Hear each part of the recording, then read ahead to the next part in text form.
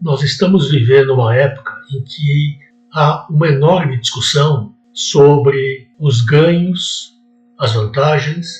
e os possíveis problemas com relação ao uso da tecnologia. Evidentemente que esse é um assunto que tem muito a ver com quem lida com o desenvolvimento. Se você imaginar que o sistema nervoso central ele é modelado pelos estímulos externos, é óbvio que você tem que discutir de que forma a exposição à tecnologia, e agora eu me refiro particularmente às telas, televisão,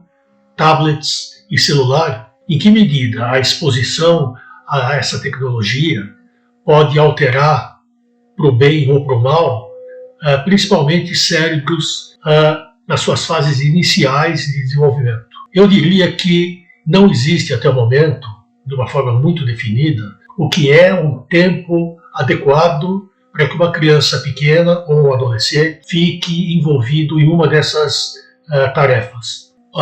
O que se sabe, e já há inclusive publicações a respeito, eu citaria, por exemplo, um documento que foi emitido pela Sociedade Americana de Pediatria, em que se propõe que crianças com menos de 2 anos não tenham nenhum acesso a telas. E crianças entre 2 e 5 anos tenham acesso, no máximo, com a duração de 1 hora diária. A gente sabe que, na verdade, na grande maioria das casas de hoje, as crianças ficam envolvidas numa dessas tarefas por muito mais tempo. E, eventualmente, determinadas condições ambientais favorecem que isso aconteça. E aqui eu me refiro especificamente ao que a gente viveu na pandemia da Covid-19, em que crianças pequenas tiveram que ficar por 2 anos praticamente isoladas do ponto de vista social, tendo contato apenas com a parte mais nuclear da família, e como não havia muito o que fazer dentro de uma casa em que essas crianças passavam o tempo inteiro, elas tinham acesso quase que ilimitado à televisão, principalmente. O que a gente sabe é que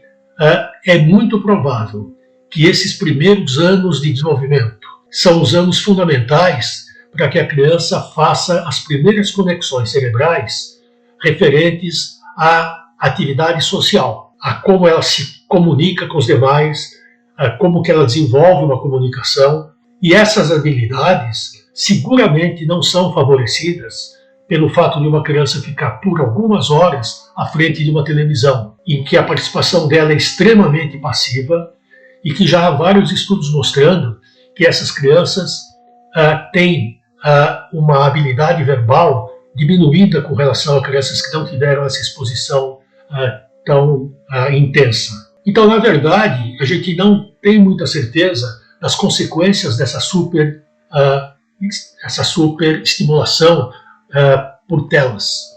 O que se sabe, e isso já está publicado em inúmeros trabalhos, é que essas crianças que tiveram muito acesso à televisão, principalmente, acabam desenvolvendo alguns comportamentos muito similares aos comportamentos que você observa em crianças com transtorno do espectro do autismo. Isto não significa necessariamente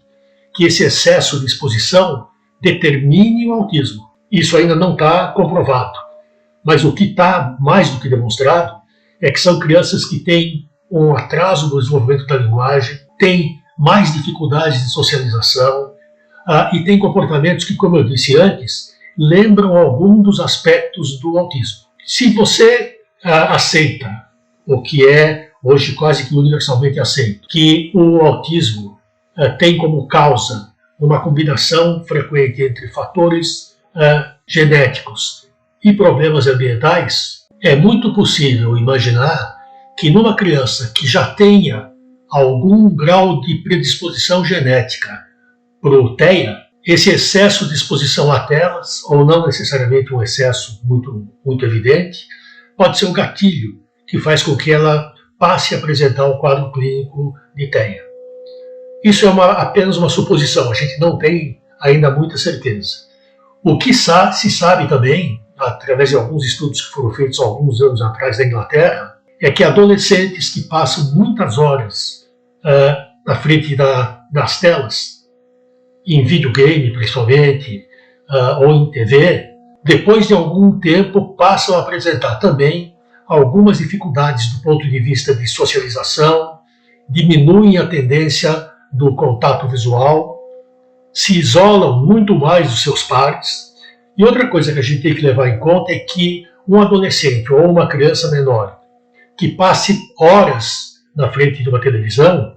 evidentemente tem muito diminuído o tempo de atividade física